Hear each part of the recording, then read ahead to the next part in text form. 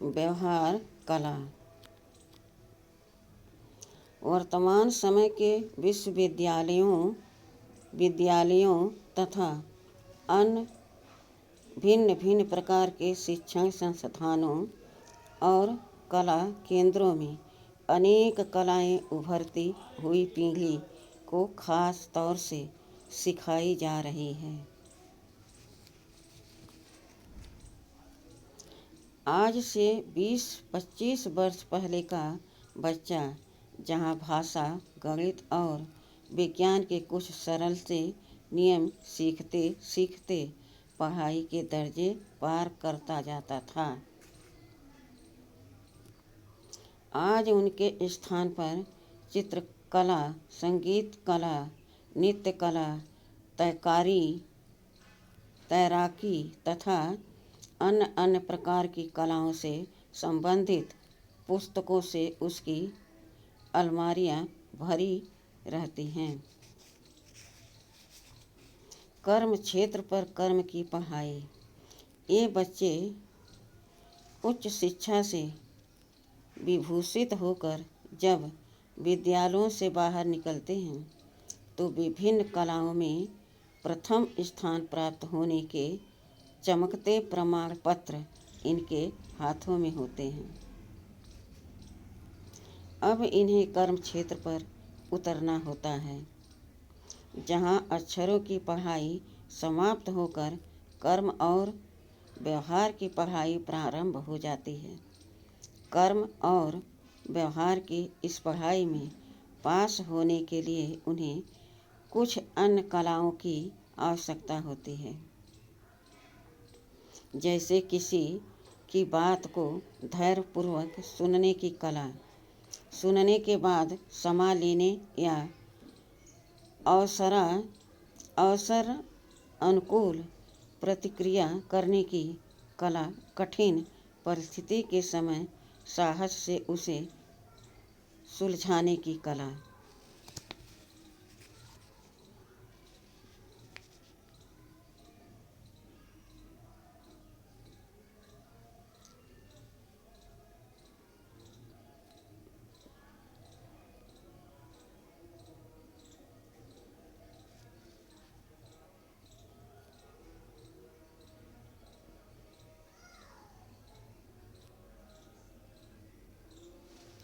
बिगड़ती बात और बिगड़ते संबंधों को बनाने की कला।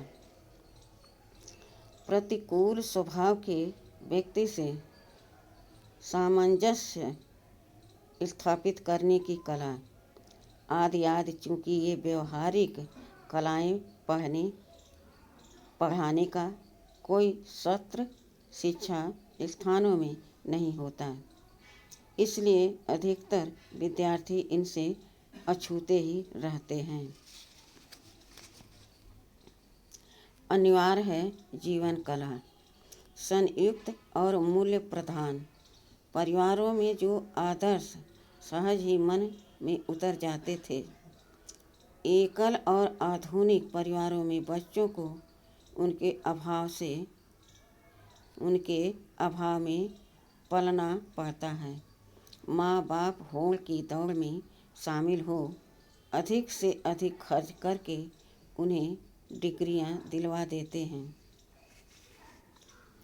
परंतु जहां आवश्यकता ही व्यवहार कला की हो, वहां दूसरी डिग्रियां सुंदर फ्रेम में सजी शो पीस मात्र रह जाती हैं, जो जीवन का खोखलापन नहीं भर पाती। एक कन्या की बात सुनाते हैं कि वह पाक कला में मास्टर डिग्री लिए हुए थी। पाक कला की सभी पुस्तकें पास रखकर भोजन पकाने लगी, परंतु अनुभवीहीन होने के कारण सफल न हो सके। किसी ने सत्य कहा है कि केवल तैराकी की पुस्तकें पढ़कर कोई तैरना नहीं सीख जाता। संसार रूपी सागर में परिस्थितियों के तूफानों को पार करने के लिए केवल अक्षर ज्ञान नहीं वरन अनुभव और आत्मा का बल चाहिए। इसलिए आज आवश्यकता है जीवन जीने की कला सीखने की।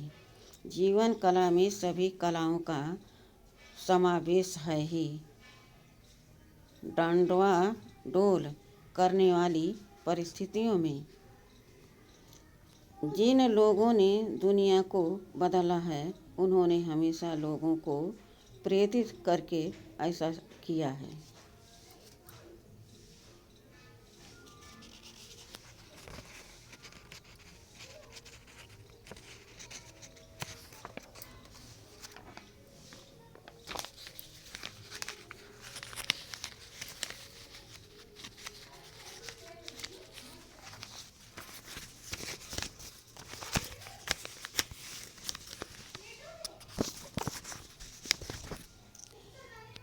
एक रस रहने की कला।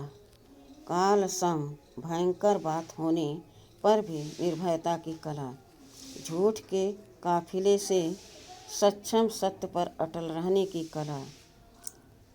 मद्दान्ध के समक्ष नम्रता की कला और अत्याचारी निर्दयी के समक्ष अहिंसा के औचित्य की कला आदि सभी का समावेश जीवन कला में होता है।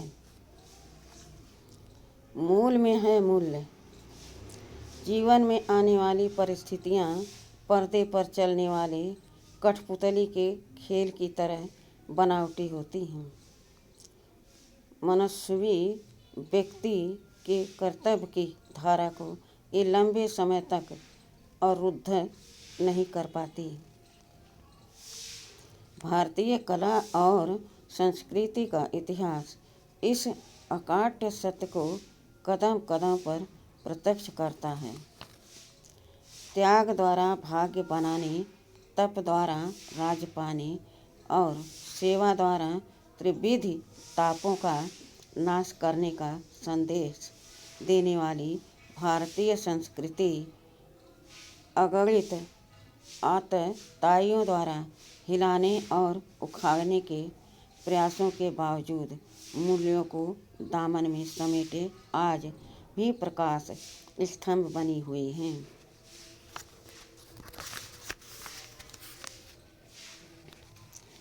क्या है इसके मूल में? वास्तव में इसके मूल उन मूल्यों पर खड़ी है जो स्वयं निराकार परमात्मा शिव ने प्रजापिता ब्रह्मा के मुख कमल से सृष्टि के आदि काल में प्रस्थापित किए। दैवी संस्कृति को प्राप्त है अमर भाव का वरदान। इन्हीं मूल्यों की धारणा कर देवताओं का 2500 वर्ष साल तक अटल अखंड राज चला।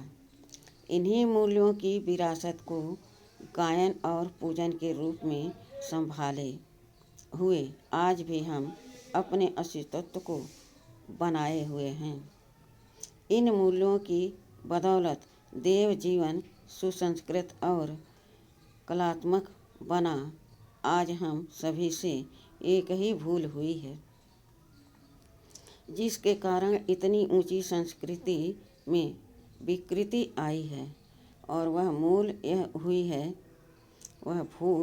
यह हुई है कि हम आंतरिक गुणों और शक्तियों को भूल बाहरी चकाचौंध में खो रहे हैं।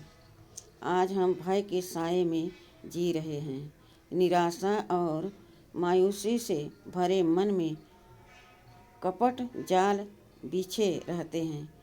क्या यही अच्छा हो कि हमारा मन इच्छा मात्रम अविद्या की स्थिति में आ जाए?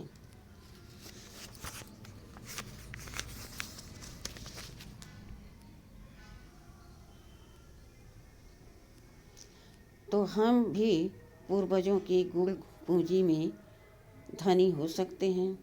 एक बुढ़िया की कहानी सुनाते हैं कि वह बहुत तपस्वी और संतोष धन से विभूषित थी।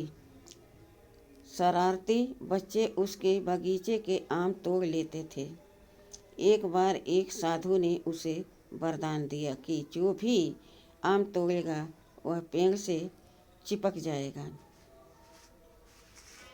इससे बुढ़िया का पेड़ निरापद हो गया। जब उम्र पूरी होने लगी तो यमराज उसे लेने आया, पर आम तोड़ने के बहाने से बुढ़िया ने उसे भी पेड़ से चिपका दिया। शाश्वत जीवन का वरदान पाकर ही बुढ़िया ने उसे मुक्त किया। वरदान प्राप्त यही बुढ़िया और कोई नहीं।